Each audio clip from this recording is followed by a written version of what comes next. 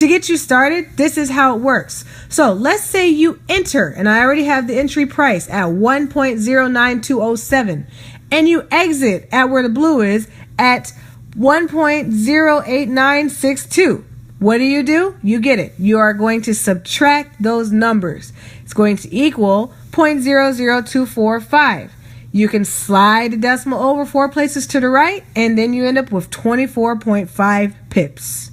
Hopefully, this is getting more simple. If not, please replay this video. There are some exceptions to the rules, such as yin pairs and gold pairs. In yin and gold pairs, the second decimal figures after the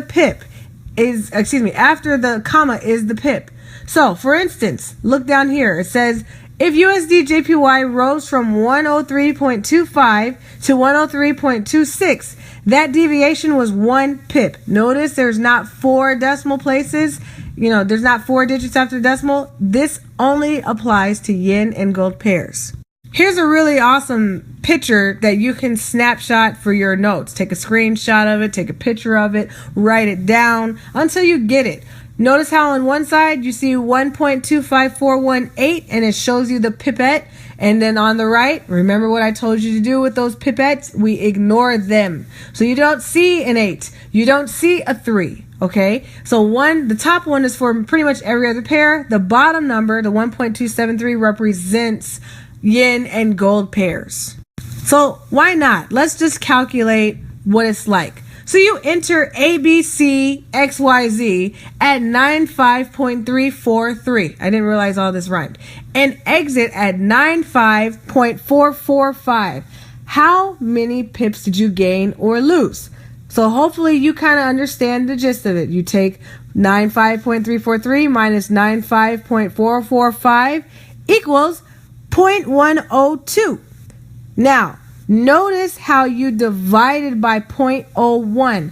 Why did you do that? You did it because there are 2 placeholders after the decimal. Remember, on yin and gold pairs, the pip is the second digit after the decimal. So that's why you would divide by 0.01. That's one way of doing it. Now, the other way of doing it, you already know, is slide the decimal place 2 spaces to the right. Remember, 2 places because the pip is the second digit to the right of the decimal in yin and gold pairs. Okay, so now you have a yin pair right here, and you can see that, remember, this one's a little bit different because you have 2 decimal places. What you're going to do is you enter that 111.443 and you exited at 111.909, and you should have gotten 0.466. See, after sliding the decimal places 2 places to the right, you should have ended up with 46.6 pips. Is it now starting to make more sense to you? All right, now I want you to try. Practice. How many pips did you get?